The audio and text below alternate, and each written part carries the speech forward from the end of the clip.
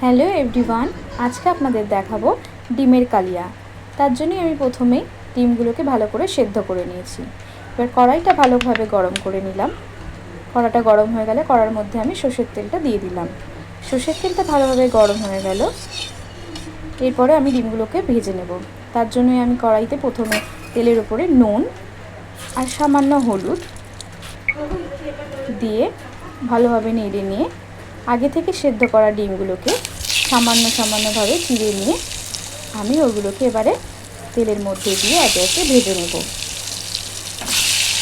দেখতেই পাচ্ছ ডিমগুলোকে আমি দিয়ে দিচ্ছি। সব ডিমগুলো আমি একসাথে তেলের মধ্যে ভেজে নেব। ডিমগুলো ভালোভাবে নেড়ে চেড়ে নিয়ে ডিমগুলোকে আমি বেশ লাল লাল করে ভেজে নিয়ে তুলে রাখবো।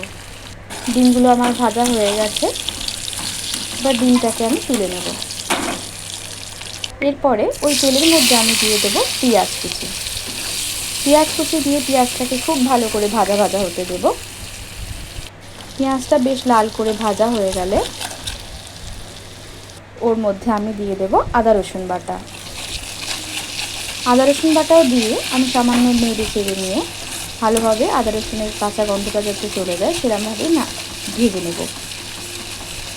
আদা রসুন আর পেঁয়াজ সব মশলাগুলো একসাথে ভাজা হয়ে গেলে আমি আগে থেকে তৈরি করে রাখা টমেটো আর পেঁয়াজ ঘষে রেখেছিলাম, সেই তৈরি করে রাখা টমেটো আর পেঁয়াজটা আমি ভালোভাবে এর মধ্যে দিয়ে দেবো। আর দিয়ে দেবো কয়েকটা চেরা কাঁচা লঙ্কা। টমেটো, পেঁয়াজ আর মশলা আর কাঁচা লঙ্কাটা একসাথে ভালোভাবে ভাজতে দেবো। তার জন্যই আমি দিয়ে দিলাম নুন আর সামান্য পরিমাণ হলুদ, জিরে ধনে গুঁড়ো আর রঙের জন্য দিলাম কাশ্মীরি গুঁড়ো লঙ্কাটা আমি রঙের জন্যই ব্যবহার করেছি। এবার ভালোভাবে নেড়ে চেড়ে নিয়ে মশলাটাকে ভালোভাবে আমি ভাজতে দেব। মশলাটা কিন্তু খুব ভালোভাবে ভাজা হবে যাতে মশলার কোনো কাঁচা গন্ধ না থাকে। দেখতেই পাচ্ছ মশলাটা খুব সুন্দরভাবে ভাজা হচ্ছে। মশলাটা যতক্ষণ না তেল ছাড়ছে ততক্ষণই ভাজবো। দেখেছো সাইড থেকে মশলাটার তেল ছেড়ে দিয়েছে। এবার আমি ভেজে রাখা ডিমগুলো ওর মধ্যে দিয়ে মশলার সাথে ভালোভাবে কষিয়ে নেব।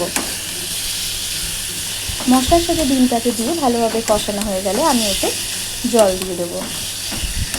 মশলা আর ডিম একটু নেড়ে চেড়ে নিয়ে মিশিয়ে নেওয়ার পরে একটু কষাতে হবে, তবে ভালো লাগবে। এরপরে আমি পরিমাণ মতন জল দিয়ে দেবো। আমি জলের পরিমাণ একটু কমই দেব, যেহেতু এটাতে খুব ঝোল হবে না, সেই জন্য জলটা দিয়ে ডিমের সাথে ভালোভাবে মিশিয়ে এটাকে ফুটতে দেব। টকবক করে ফুটে গেলে বেশ কিছুক্ষণ ফুটে গেলে ডিমটা অনেকটাই রেডি হয়ে যাবে। এরপর আমি গুঁড়ো গরম মশলাটা দিয়ে দিলাম। গুঁড়ো গরম মশলাটা দেওয়ার পরে সামান্য নেড়ে চেড়ে নিয়ে আমি এর ওপরে ধনেপাতা কুচিটা ছড়িয়ে দিয়ে নামিয়ে দেব।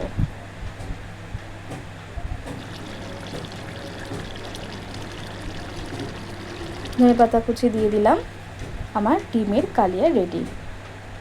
কেমন লাগলো অবশ্যই জানাবেন। ভালো লাগলে লাইক, কমেন্ট, সাবস্ক্রাইব করতে ভুলবেন না। আর পাশে থাকা বেল আইকনটা